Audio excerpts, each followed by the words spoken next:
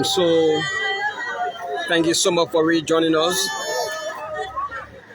Thank you for rejoining us here from Madam Gloria Musu Scott compound here in Broadville, where armed robbery took place yesterday, this morning, that led to the death of one of our daughters, who is believed to be a prospective graduating student of STARS.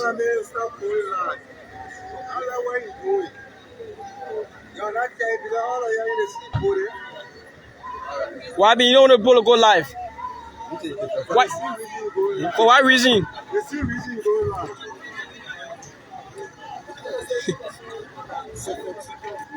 And so this is exactly what happened here. And we're still trying to make our way through to ensure that we get you a clear picture about Senator Blebo Brown sleeping the same. Senator Blebo Brown, he is a member of the 54th National Legislature, particularly from the Liberian Senate, who hails from Maryland County, and her owner, former Chief Justice, also a former senator of the very same Maryland. And so huge group of Marylanders have come to be here. So where the robbery took place, where they got passed, all of these things we want to find out when we get into the entire building. So this is exactly where we are. Keep watching and keep following K News Online, Cool 91.9. My name is Emmanuel Garbage Tone. Theophilus Code is also here, and we are closely following the situation. But let's also show you how long the thing is.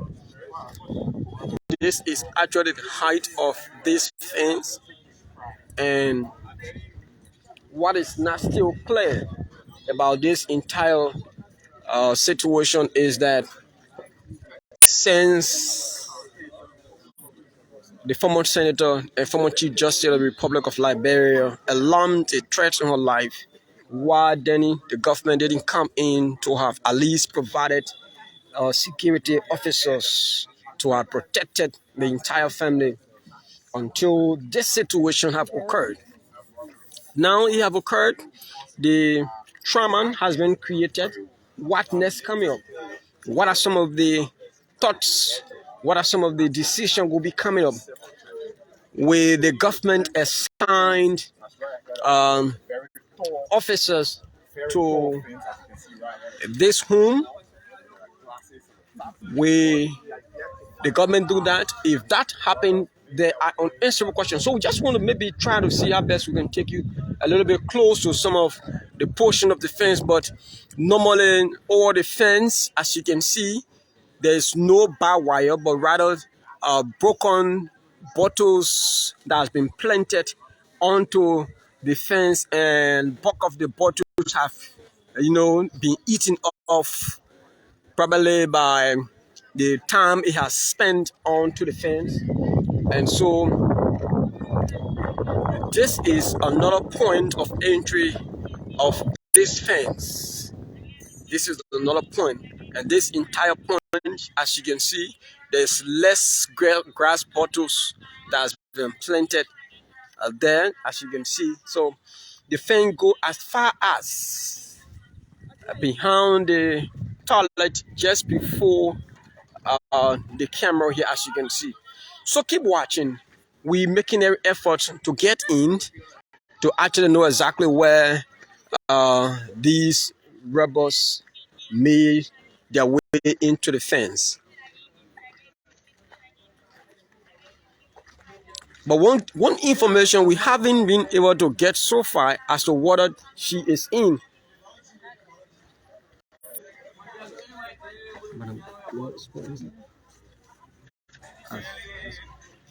So we haven't been able to understand as to whether the former senator is in the fence, or whether she has been around since the incident occurred this morning.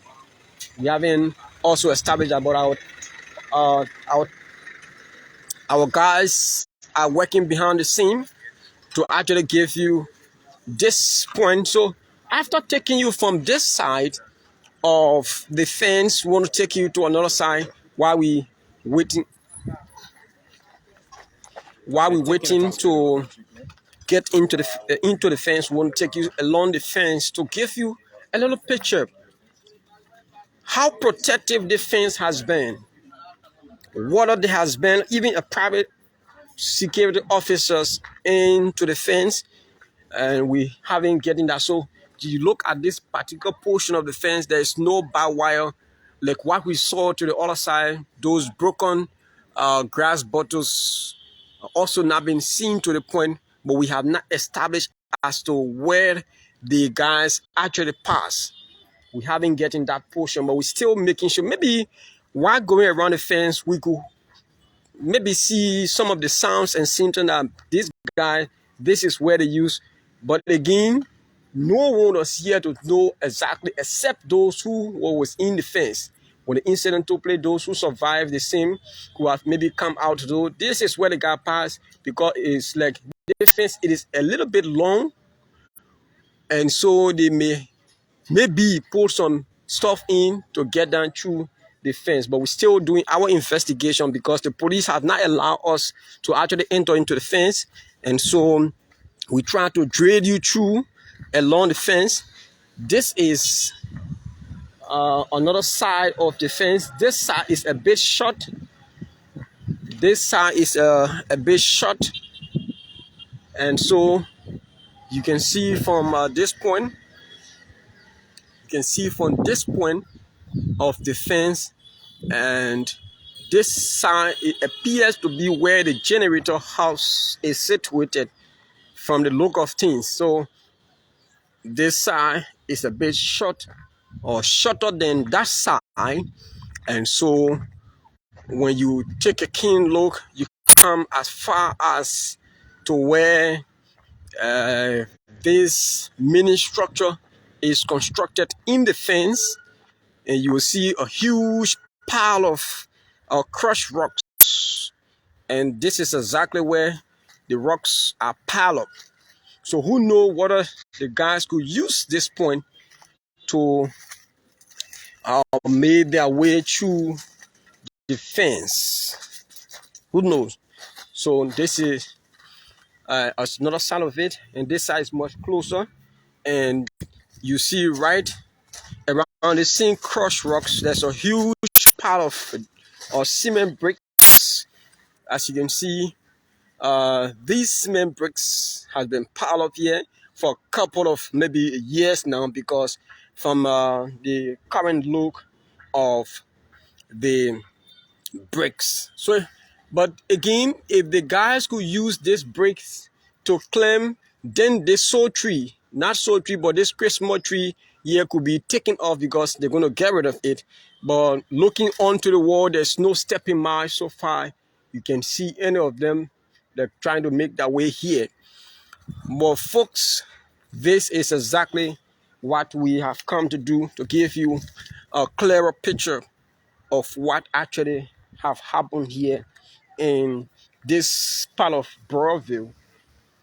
And so we are now going back to the main entry of the fence and await order from the Liberia National Police to allow us in, so we can actually give you another picture from inside, having been able to drill you through from outside here of the fence.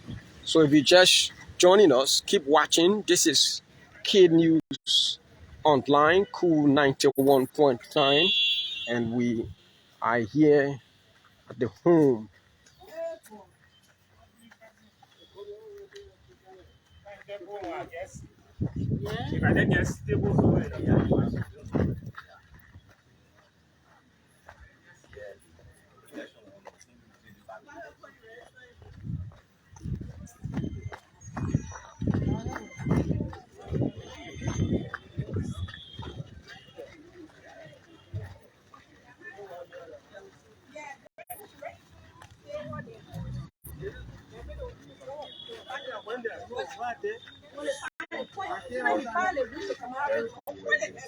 Speak to us. You already spoke to other media outlets, but it's sad that we got here this time, and we really appreciate where you to talk to us. Kindly introduce yourself for us quickly. I'm Aswab KPC, and I'm a neighbor to Gloria Musu Scott. This house right here is my house.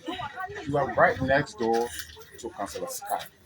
Can you tell us as to what you know about what occurred here last night?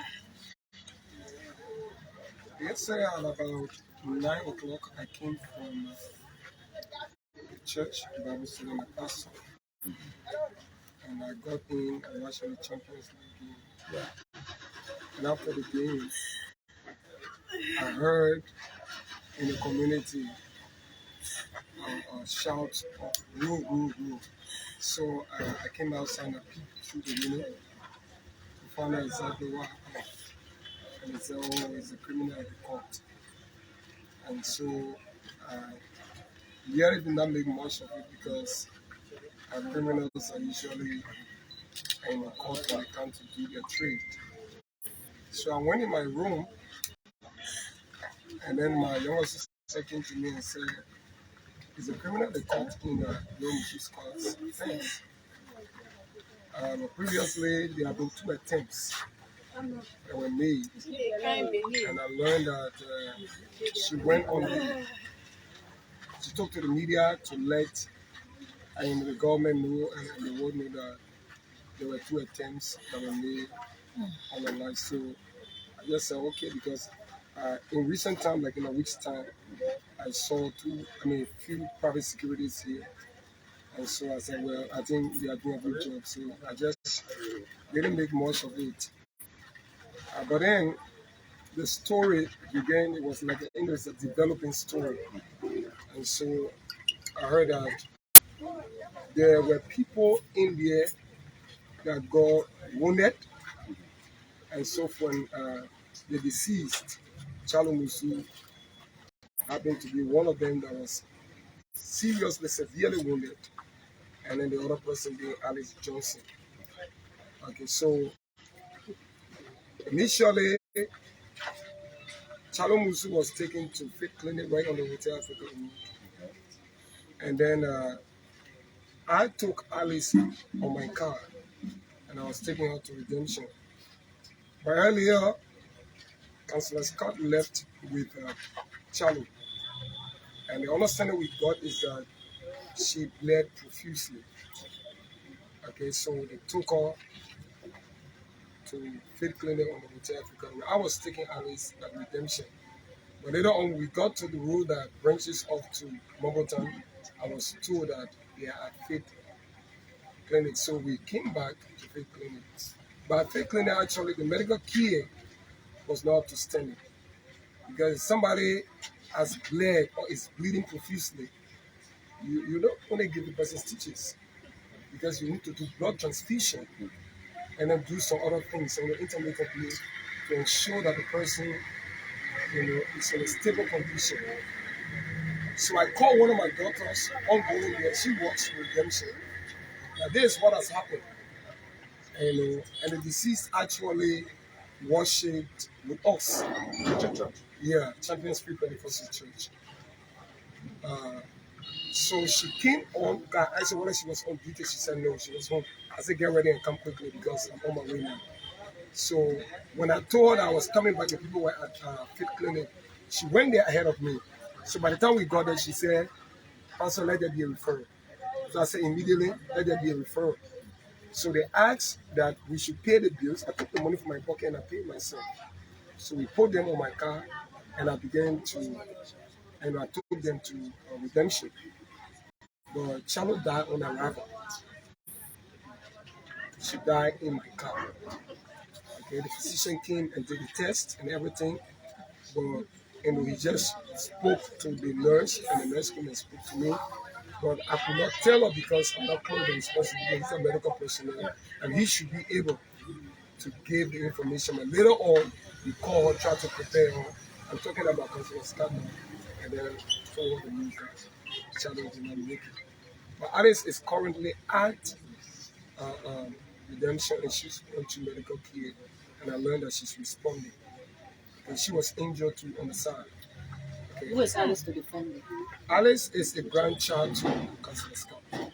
Is Gloria Musu a biological daughter of Councillor Scott? What I learned is that it's her brother's daughter. And she took her, when she was a child and raised her, trained her, graduated from high school. She should be graduating in November for stars. Yes. This year. So can we reliably confirm this information about Councillor Scott having 2 attempts of robbery on the compound? Oh, exactly. There were 2 attempts that were made here. And she talked to the when media. Did these 2 attempts take place? Just happened intermittently right around the emphasis day celebration on the Wednesday and then on the Saturday. They around the emphasis day. So it happened just recently. And you said she did. She went to one of the media and made it known to the public. Oh yeah, that's conspicuous. That's everywhere. Conspicuous. It's everywhere that she went to the media and she told the media and told the people and the government. Be a prominent person, somebody who was a chief justice before. And I think she have done good by that. But promptly just responded by saying, security personnel, because as a chief justice of the Republic of Liberia, I think the implications are there. As a dweller of this neighborhood, do you have these robbery occurrences often? Or is this one of the first ones, or does this happen often? The Redeemed Christian Church sometimes was robbed. Okay, they broke into it and took the instruments and other things there. Okay, so we don't have it often, but it has happened before. The Redeemed Christian Church was robbed. A lady that lived just opposite the Redeemed Christian Church also one time, but it was God actually that spared her. She was taken by some kidnapper and it was about to be, because they had a bush there.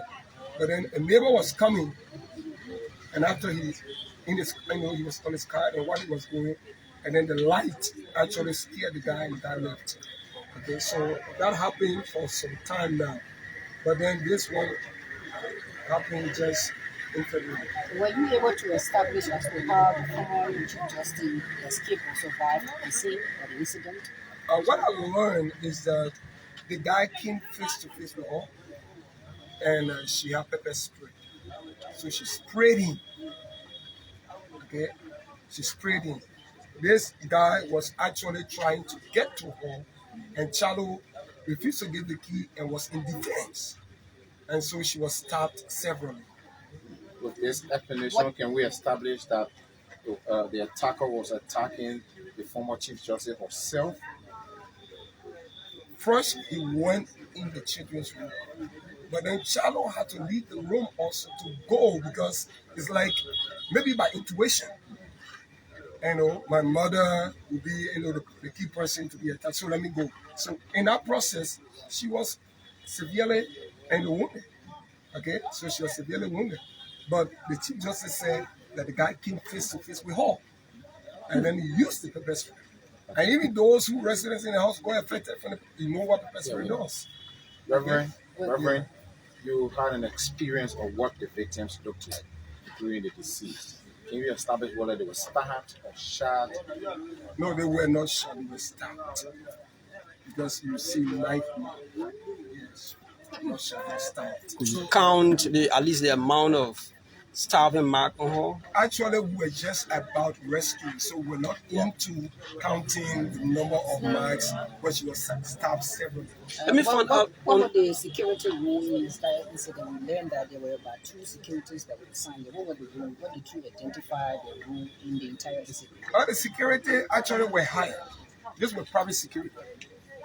But what I think is that the government should have sent police, because there's somebody who worked as Chief Justice of the Republic. Were there attempts by the securities to maybe alight the public or maybe to ensure the safety of the former Chief Justice? Where the residents alighted the public. Were there attempts by the securities? Because there was a distress cry. They alighted the public and the community, and the community actually came to the rescue, and there are lots of people there in the fence. Okay, but then again, when a particular thing happens, you go for those who are in critical condition. You want to get them out of and save lives. That's what you want to do. So, sir, I want to ask this question. What does this mean for community dwellers? Is it an attack on them or an attack on the former Chief Justice? No, I think it's an attack on not just the former Chief Justice, but the entire citizenry. Because we were in this community, definitely an attack on one is an attack on one. Because what is happening here happened before in other communities.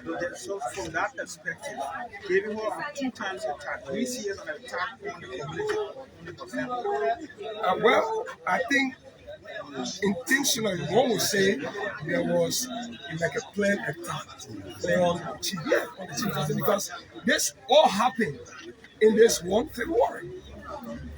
3 attacks in 1 February. And the first time I learned that they took some things from a car and so forth, broke into the car, they took some things. But what I'm saying is that by implication,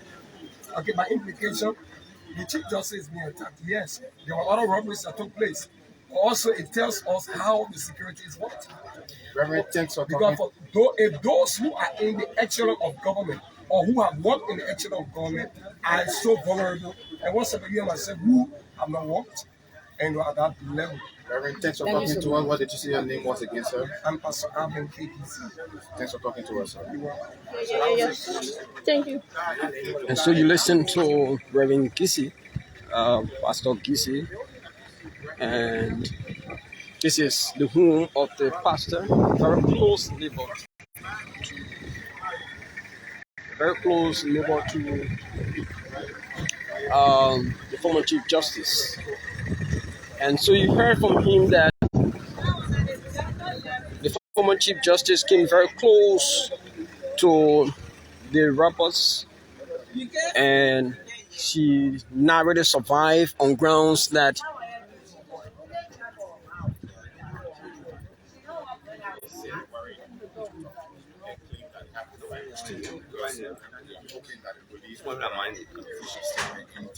and so she narrowly escaped due to the fact that she pepper sprayed the guy who went very close to her.